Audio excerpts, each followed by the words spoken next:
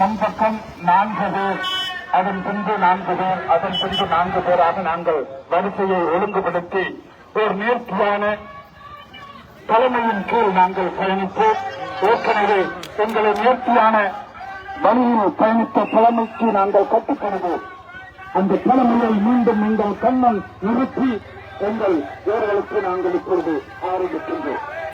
அவன் ஒருவன் இருந்தால் எங்களை இந்த மீண்டும்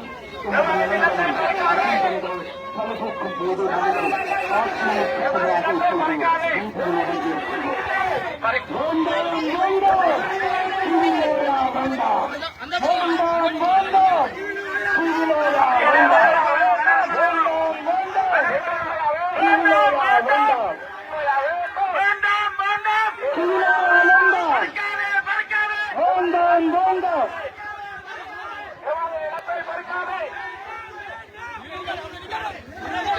முன்பக்கம் 4 பேர்,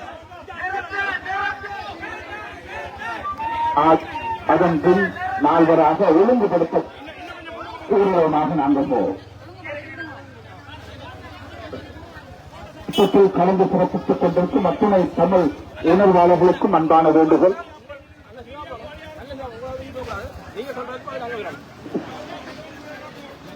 ஆர்ப்பாட்டத்தில் கலந்து சிறப்பித்துக் கொண்டிருக்கும் அத்துணை தமிழ் உணர்வாளர்களுக்கும் ஒரு அன்பு.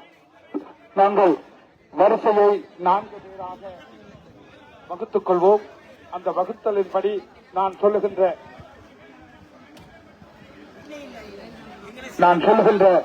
கோஷத்தை நீங்கள்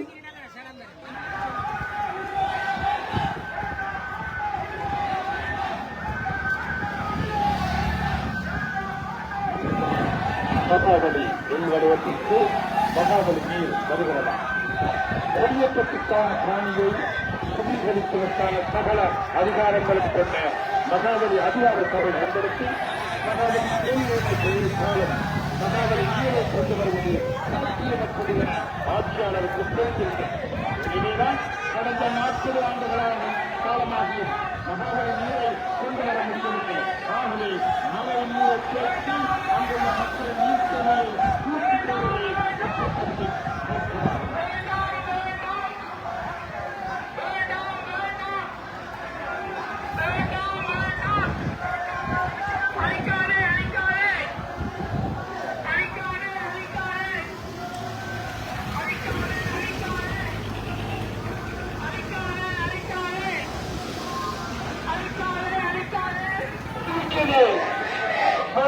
வடக்கை பிரிக்குது, சோனியா வடக்கை பிரிக்குது. வேண்டாம் வேண்டாம் வேண்டாம் வேண்டாம் வேண்டாம் வேண்டாம், அழிக்காதே அழிக்காதே அழிக்காதே அழிக்காதே அழிக்காதே அழிக்காதே பறிக்காதே பறிக்காதே பறிக்காதே பறிக்காதே. காட்டு யானைகளை காட்டு யானைகளை காட்டு யானைகளை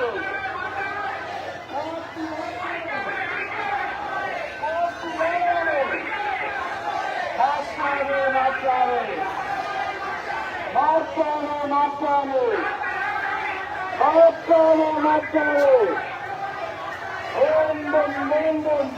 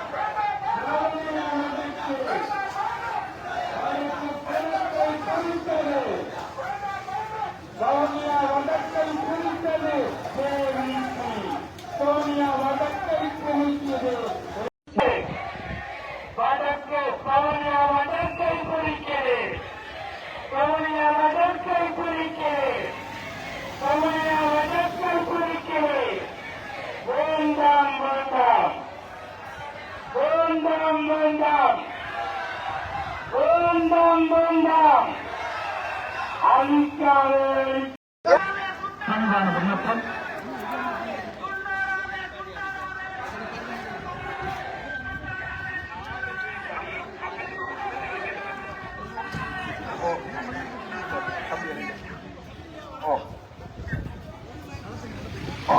முன்பக்கம் 4 பேர், அதன் பின்பு 4 பேர், அதன் பின்பு 4 பேராக நாங்கள் வரிசையை ஒழுங்குபடுத்தி ஒரு நேர்த்தியான தலைமையின் கீழ் நாங்கள் பயணிப்போம். ஏற்கனவே எங்களை நேர்த்தியான வழியில் பயணித்த தலைமைக்கு நாங்கள் கட்டுப்படுவோம்.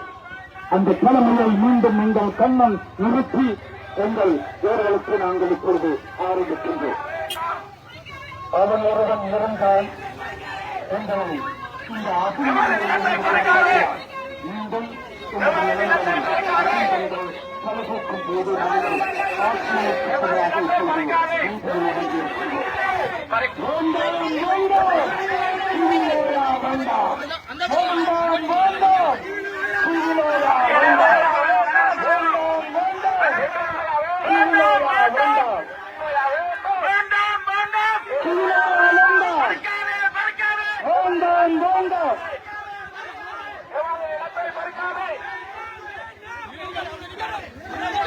முன்பக்கம் 4 பேர், அதன் பின் 4 ஒழுங்குபடுத்த தீவிரமாக நாங்கள் போவோம். கலந்து சிறப்பித்துக் கொண்டிருக்கும் அத்துணை தமிழ் உணர்வாளர்களுக்கும் அன்பான வேண்டுகோள்.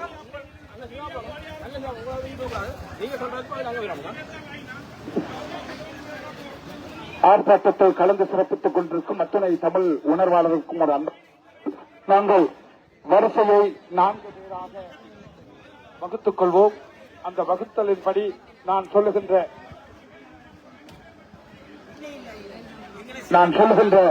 கோஷத்தை நீங்கள் விண்ணப்பம்.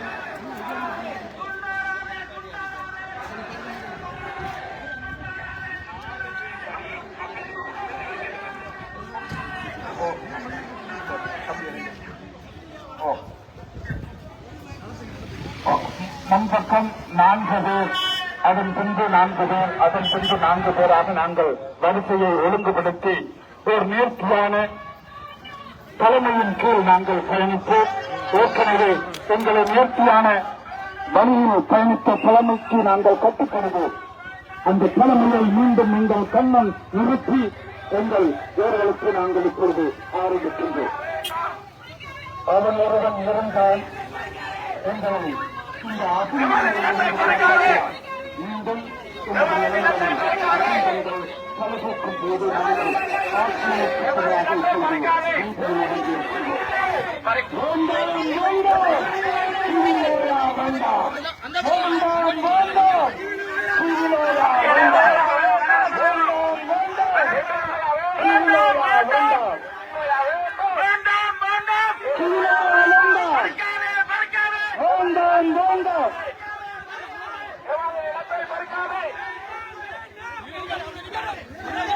முன்பக்கம் 4 பேர், அதன் பின் 4 ஒழுங்குபடுத்த தீவிரமாக நாங்கள் போவோம். கலந்து சிறப்பித்துக் கொண்டிருக்கும் அத்துணை தமிழ் உணர்வாளர்களுக்கும் அன்பான வேண்டுகோள்.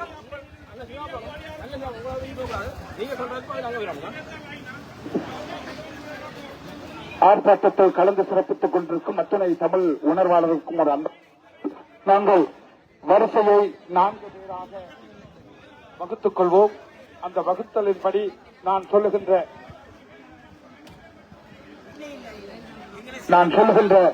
கோஷத்தை நீங்கள் வேண்டும்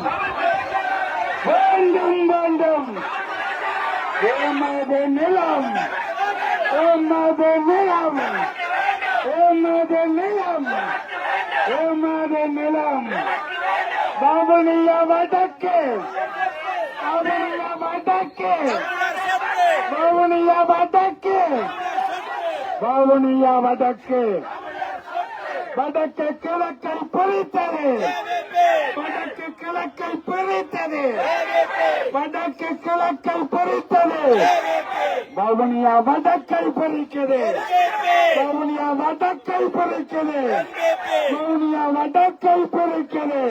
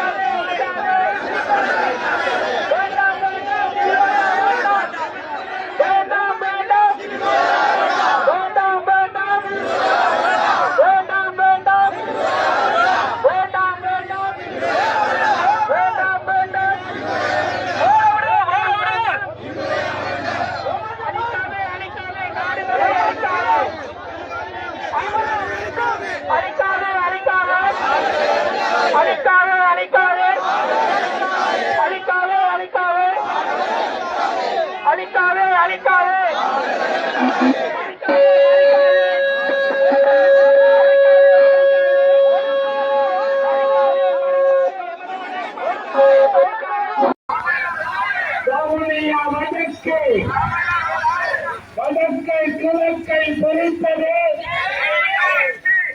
வடக்கு கிழக்கை பொறித்தது வடக்கு கிழக்கை பொறித்தது வடக்கு சவனியா வடக்கை பொறிக்கிறது சவனியா வடக்கை பொறிக்கிறது சவனியா வடக்கை பொறிக்கிறது வேண்டாம் வேண்டாம் வேண்டாம் வேண்டாம் வேண்டும் வேண்டாம் அழிக்காதே அழிக்காதே அழிக்காதே அழிக்காதே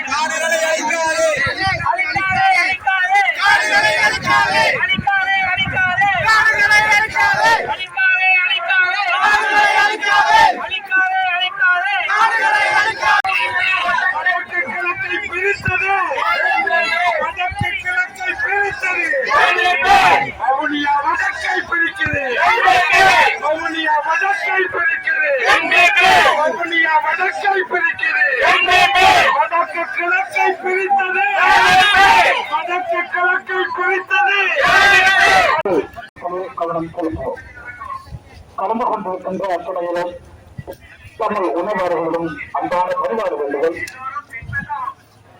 தேர்தலுக்கு கலந்து கொள்ளுங்கள் வேண்டாம் அழிக்காதே அழிக்காதே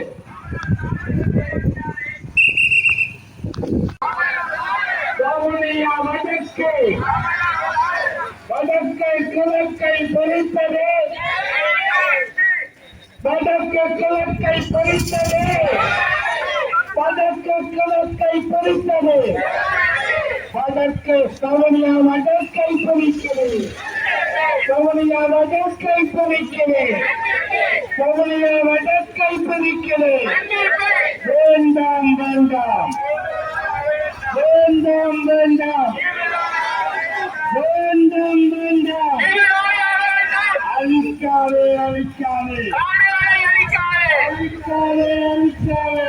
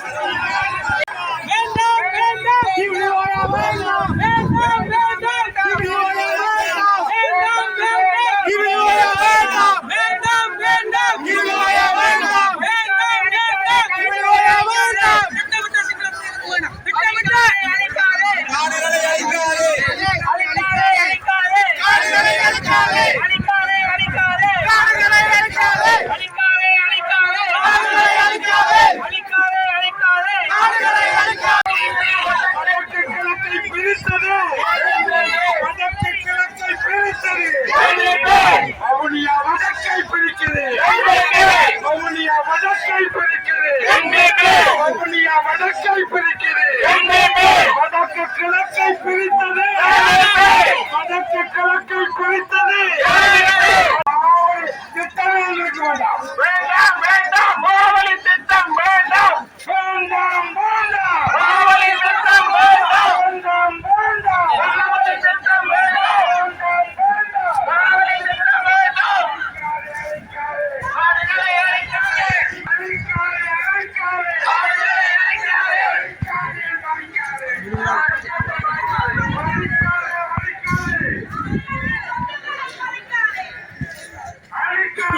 வேண்டாம், அழிக்காதே, அழிக்காதே. கவனம் கொள்கிறோம். கலந்து கொண்டிருக்கின்ற அத்துணையிலும் தமிழ் உணர்வாளர்களும் அன்பான பரிமாற வேண்டுகள் தேர்தலுக்கு கலந்து கொள்ளுங்கள். திட்டமே இருக்க வேண்டாம், வேண்டாம் வேண்டாம், மாவலி திட்டம் வேண்டாம், வேண்டாம் வேண்டாம், மாவலி திட்டம் வேண்டாம், வேண்டாம் வேண்டாம், மாவலி திட்டம் வேண்டாம், வேண்டாம் வேண்டாம், மாவலி திட்டம் வேண்டாம். ஆடுகளை அழைக்காதே, அழைக்காதே, அழைக்காதே, ஆடுகளை அழைக்காதே, அழைக்காதே,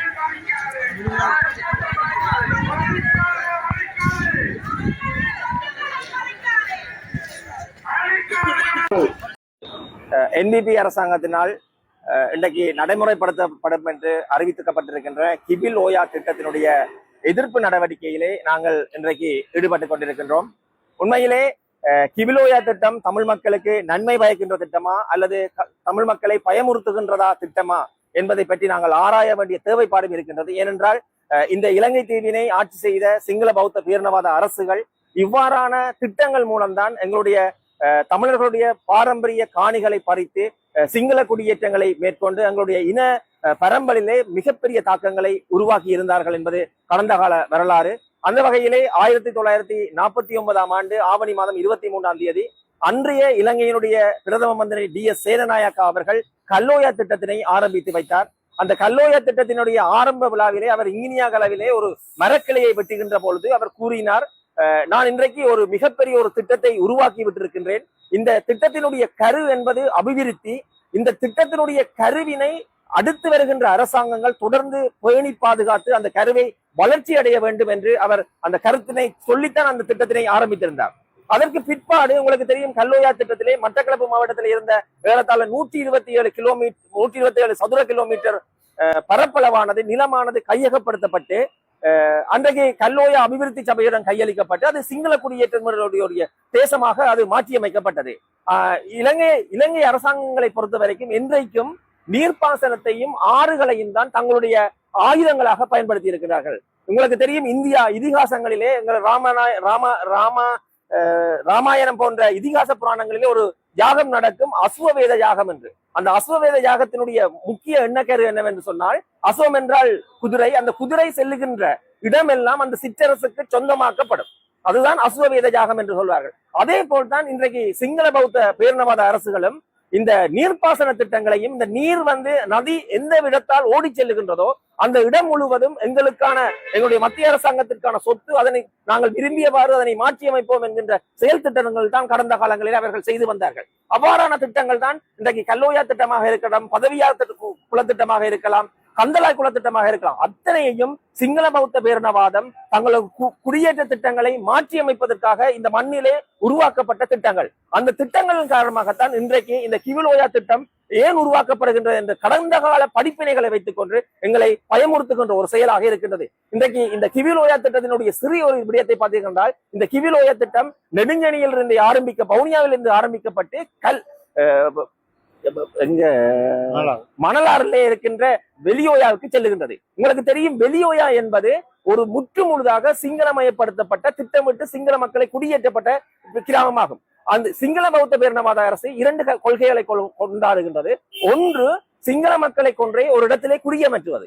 இரண்டாவது, குடியமர்த்தப்பட்ட சிங்கள மக்கள் தொடர்ந்தும் அந்த மண்ணிலே வாழ்வதற்கான வசதிகளை ஏற்படுத்தி கொடுப்பது. இன்றைக்கு வெளியோயா தொடர்பான அறிக்கைகளை பார்க்கின்ற பொழுது, வெளியோயாவிலே குடியமர்த்தப்பட்ட சிங்கள மக்கள் அங்கு வறட்சியான காலநிலை காரணமாக எங்களுடைய விவசாய நிலங்கள் வறண்டு போகின்றது. ஆகவே நாங்கள் எங்களுடைய சொந்த இடங்களுக்கு செல்ல போகின்றோம் என்கின்றது அந்த அறிக்கையிலே கொள்ளப்படுகிறது. ஆனால் அதையே நிவர்த்தி செய்வதற்காகத்தான் இன்றைக்கு சிங்கள அரசுகள் அந்த கிவிலோயா திட்டத்தின் மூலம் அந்த மக்களுக்கு நீரை வழங்குகின்றது. ஆகவே மாறி மாறி இந்த தேசத்துக்கு வருகின்ற அத்தனை சிங்கள பௌத்த பேரினவாத அரசுகளும் தங்களுடைய சித்தாந்தத்தை மாற்றாமல் எங்களுடைய பூர்வீக நிலங்களை அபகரித்து அதனை சிங்களமயப்படுத்துவதில் தான் கரிசனை காட்டி வருகின்றார். அந்த வகையில் தான் நாங்கள் இன்றைக்கு நெடுங்கணியிலிருந்து இந்த திட்டங்களை நாங்கள் எதிர்ப்பதற்காக ஒன்று கூடியிருக்கின்றோம். ஒட்டுமொத்த தமிழ் தேசமும் ஒன்றிணைந்து இந்த திட்டங்களை எதிர்ப்பது மூலம்தான் எங்களுடைய அடுத்த கால சந்ததிக்கு ஒரு தமிழர்கள் இந்த மண்ணில் வாழ்ந்தார்கள் என்பதற்கான அறிகுறியோடு அவர்கள் சுய மரியாதையோடு வாழ்வதற்கான வழிசமை